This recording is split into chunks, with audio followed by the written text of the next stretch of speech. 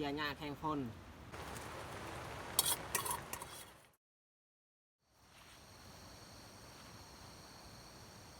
กราบทักทายสบายดีพ่อแม่พี่น้องเบิดสู่ครูสู่คนสำหรับตอนเช้าวันนี้พวกเราแก่ย่างเขาไฮคือเก่ามาเสียหญ้าไฮต่ออีกแต่ว่าตามเฮาเบิ่งบรรยากาศหรือว่าท้องฟ้านี่ค่อนข้างมืดครึ้มคือตอนนี้กับฝนห้ามแล้วทุกคนเลยนี่ใส่เสื้อกันฝนแต่ว่าฝนตกเขาก็มีเสื้อกันแล้วเนาะบ่เปียกง่ายไปเฮาย่างไปติดตามเบิ่งติดตามชมกันดอมกับมานำ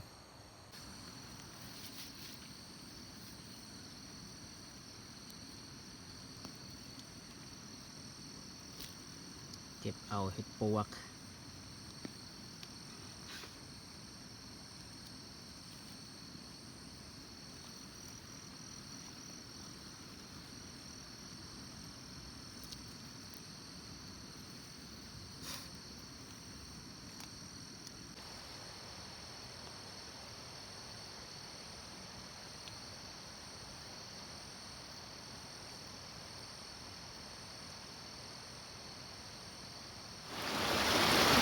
เห็ดที่เฮาเก็บเมื่อกี้เนี่ยเตยพันล่างไว้อยู่นี่เลยเพื่อบ่ให้เปลืองน้ำมีเขาไปล่างอยู่เพียงให้น้ำเขาก็ตักใส่ตุกแล้ว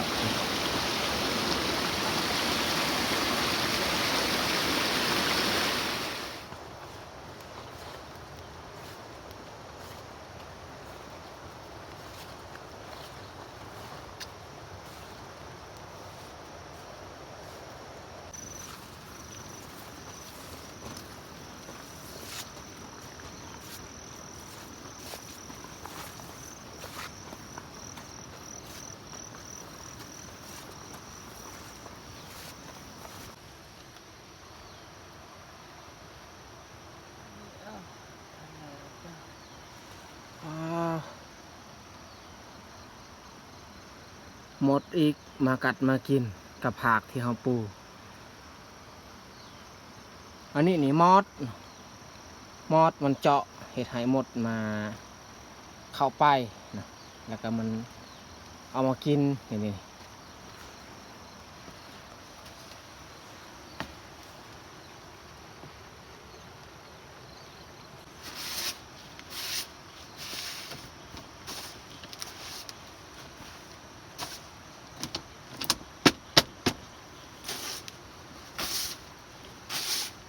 ปัดออกก่อนที่เราจะปูผ้าบัด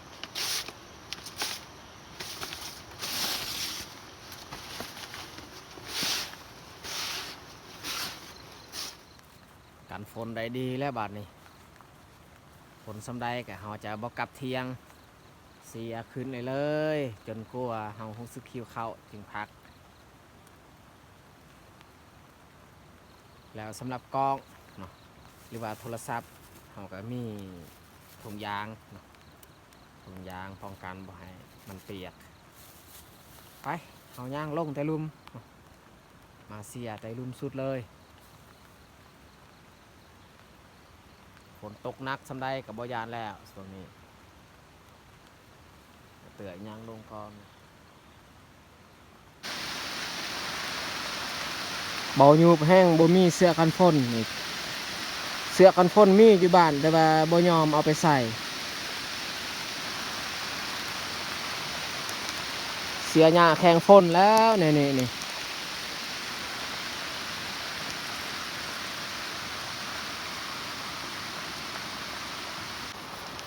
หญ้าก็หกอเลียรอทุกคนเลย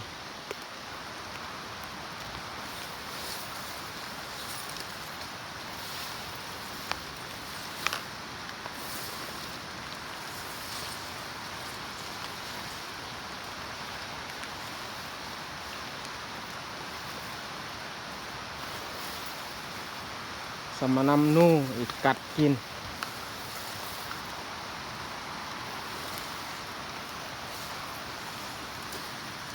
นะ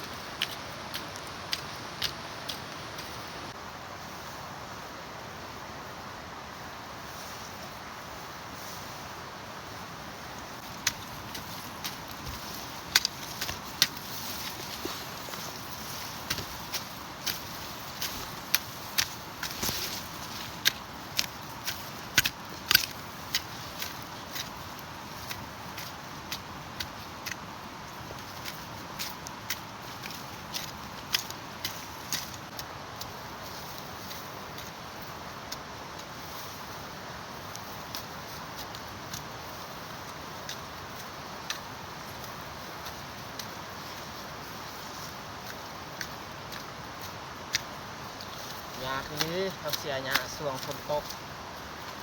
ดินก็มืนแห้งอันให้กับเฮลสั้นแบบนี้ต้นไม้นี่เขาเหยียบพลาดลงเลยคือใส่ต้นข้าว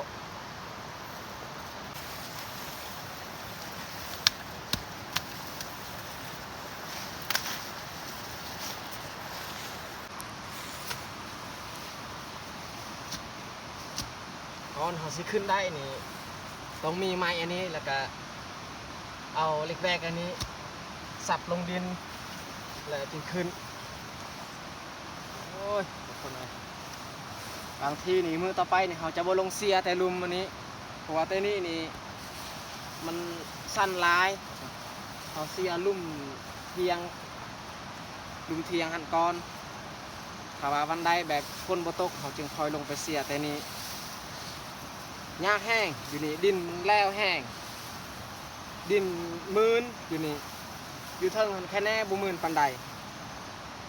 บ่จักดินมืนบ่จักยุงกัดหน้าอีกฝนตกแนวนี้แห้งยุงหลายแต่ก็เฮ็ดหยังบ่ได้จำเป็นต้องได้เฮ็ดเพื่อสิได้กินข้าวเม็ด1 2 เม็ดนี่บ่แม่น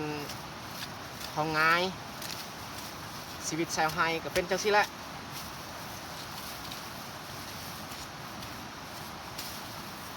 แต่ว่าบางคนก็บ่ใส่ฮอดอันเสื้อกันฝนได้เฮายังแค่แน่นิดนึงได้ใส่เสื้อกันฝนบางครอบครัวนี่เขาเสียหญ้าแบบว่าแข้งพ่นบ่ใส่เสื้อกันฝนเมื่อเขารู้สึกหิวข้าวเขาก็เลิกเมื่อเลยแนวนั้นได้เขาบ่ได้เอาข้าวมากินอยู่ให้เพราะว่าส่งเสื้อเปียก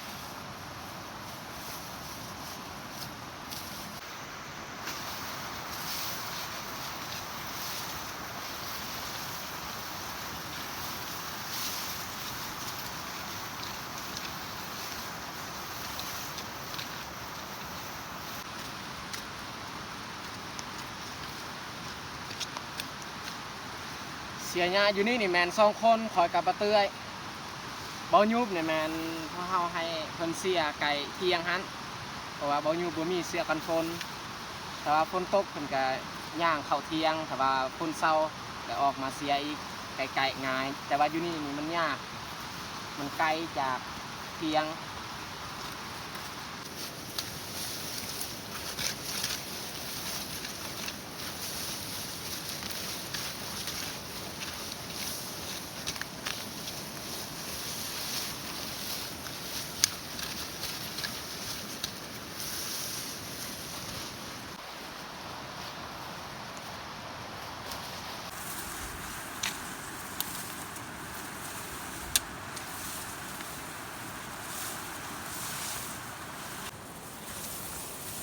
โอ้ยทุกคนเลยมีแต่หนูกัดกินต้นข้าวนี่มันกัดหลายต้นได้เป็นแสนเป็นล้านต้นคนละมันกัดมันกินทั่วกลางไฮเลยมันกัดมันกินบางต้นกับมันกินเบิดเลยในต้นหนึ่งแล้วก็บางต้นกับมันยังจงอยู่คือต้นนี้มันกินเบิดเลย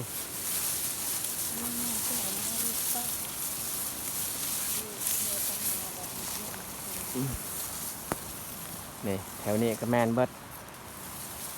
ใบเรื่อง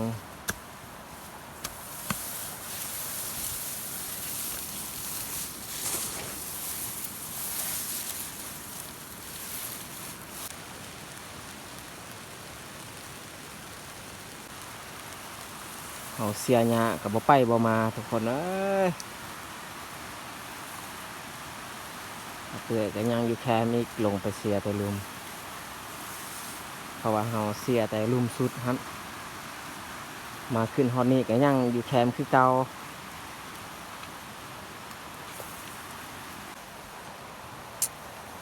คันแหงยุงมากัดตามหูนี่เขาใบหน้ายังมันกัด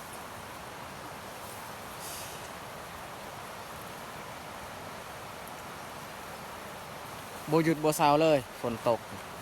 ตลอด คันบ่ได้ใส่เสื้อกันฝนนี่สงสัยหนาวแล้วเอาเสียหญ้าโดนปานนี้ตั้งแต่8 โมงอันนี้ก็10 โมงปลายแล้วอีกชั่วโมงนึงเฮาเสียเฮาก็พักเที่ยงแล้ว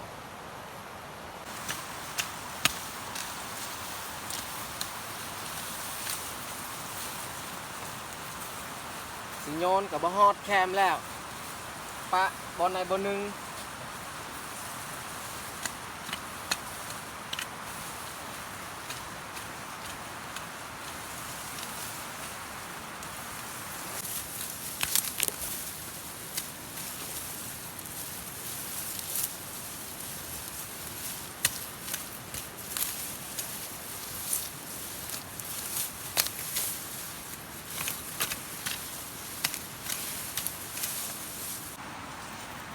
เรื่องที่เฮาเสียแล้วส่วนลายต้นข้าวนี่ก็เงียงไปเพราะว่าบอลที่เฮาเหยียบนี่แหละเฮาก็ใส่ตัวครึ่งต้นข้าวนี่แหละเหยียบใส่แต่ว่าเฮาบ่เหยียบใส่เทิงต้นข้าวนี่มันมืนนี่เสือตัวเหยียบบอลต้นข้าวเลยเพื่อมันกันบ่ให้มันนึงมันมืน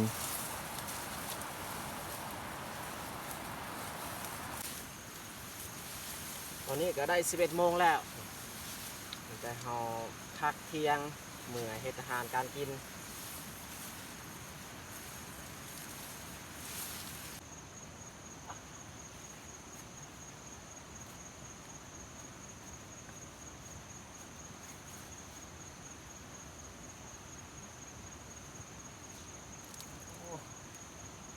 ดำแห้ง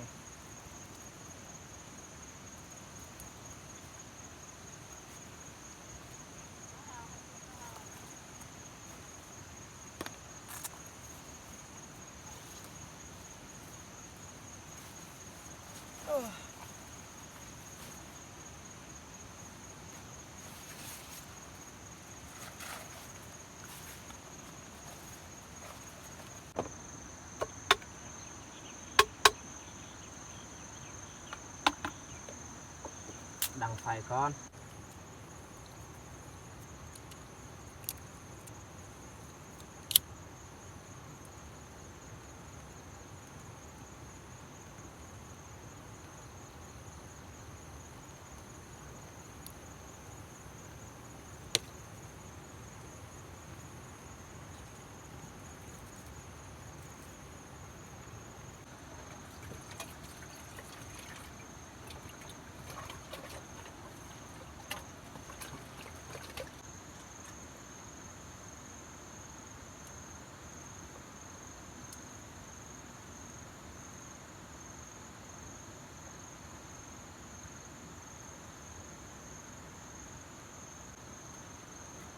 ซอยซีนแห้งนี่แหละกูมีอย่างอื่นซีนแห้งนี่เฮาใส่ก่อนเพราะว่าเนื้อมันแข็งๆนู่ก็มีอยู่ตัวหนึงเอาอยู่ยามกับมื้อเช้านี้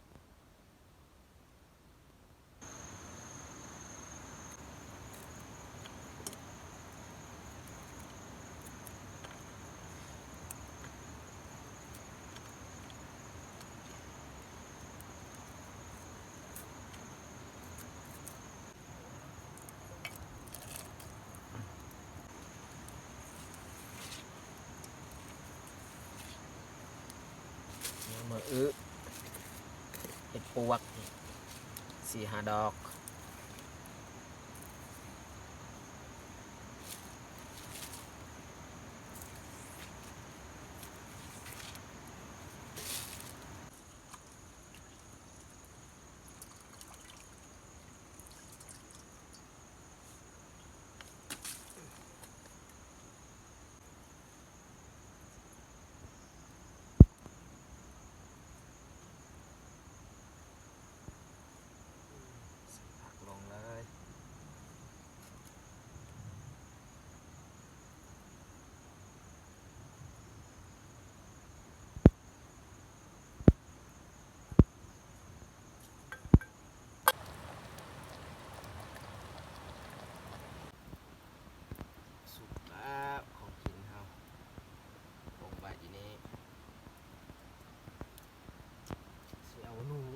จี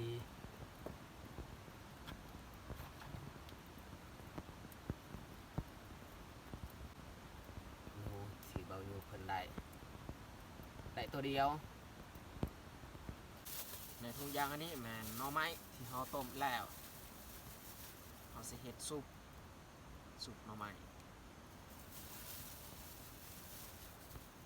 โอ้หรือว่าผสมใส่ทุกอย่างเลยบ่มันจึงง่ายบ่ต้องส้มใส่ถ้วยดอกถ้วยน้อยคันถ้วยใหญ่นี่ง่ายคือกันผักหอมเอาซอยใส่ถ้วยนี้แล้วแจ่วหักกระตำเอามาแล้วนี่แจ่วมักงานี่แหละ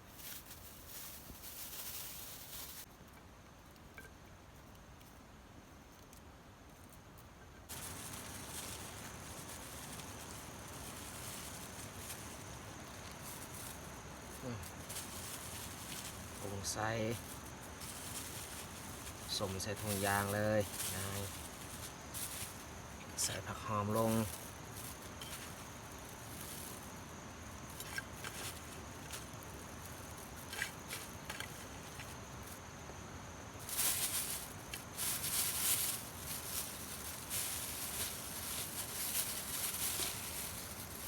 หรือว่าเขาสมในมือเลยสั่นในทงง่ายกว่าที่สม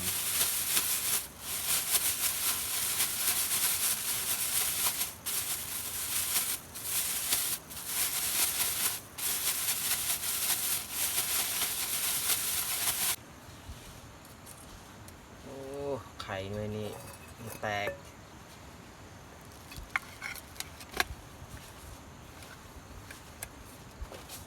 มันแตกตั้งแต่เราเอามาจากบ้านนี่แหละ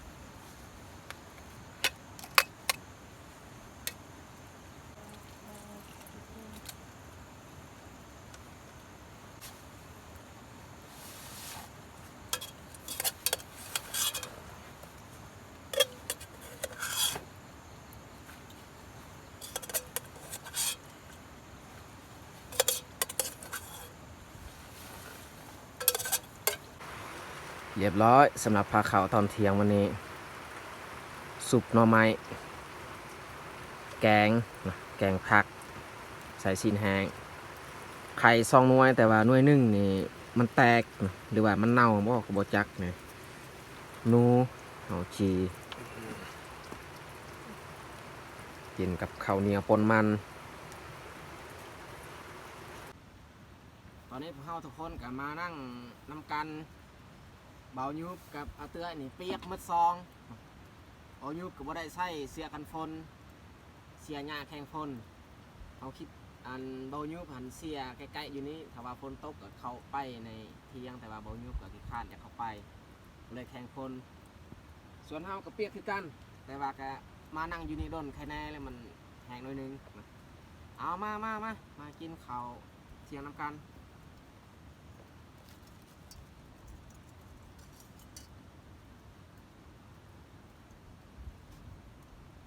กินข้าวแล้วผมจะพากันกลับทันบกลับหนีหนาวทันว่าเฮาเสียหญ้าแล้วนี่กลับเลยแต่ยานมันหิวอีกต้องกินข้าวก่อนกินกลับบ้าน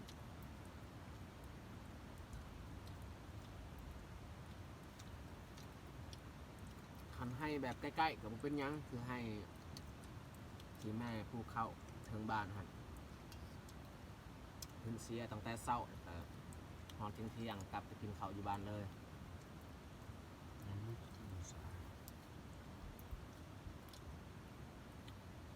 ไปเย็นอันนี้มันเกิดโบนประวัน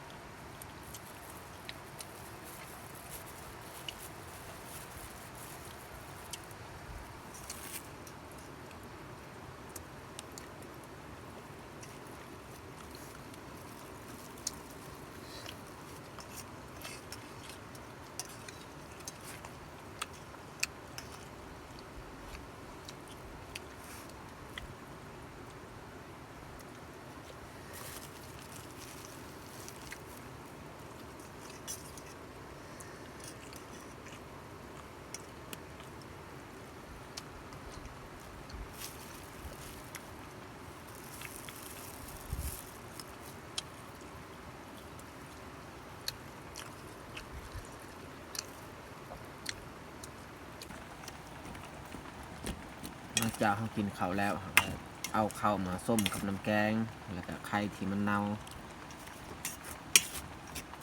เลี้ยงให้ดอมๆกิน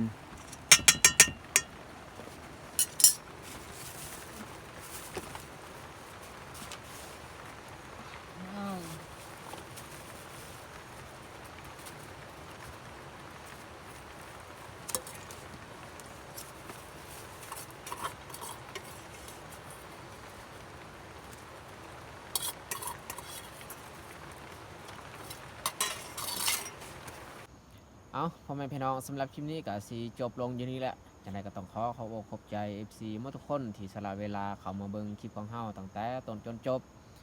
ถ้ามักคลิปนี้ก็อย่าลืมฝากกดไลค์ถ้าถูกใจอย่าลืมฝากกดแชร์เพื่อเป็นกำลังใจให้ขอยได้เฮ็ดคลิปต่อๆไปจังไดก็ขอบใจหลายๆอีกครั้งบายพบกันในคลิปต่อไป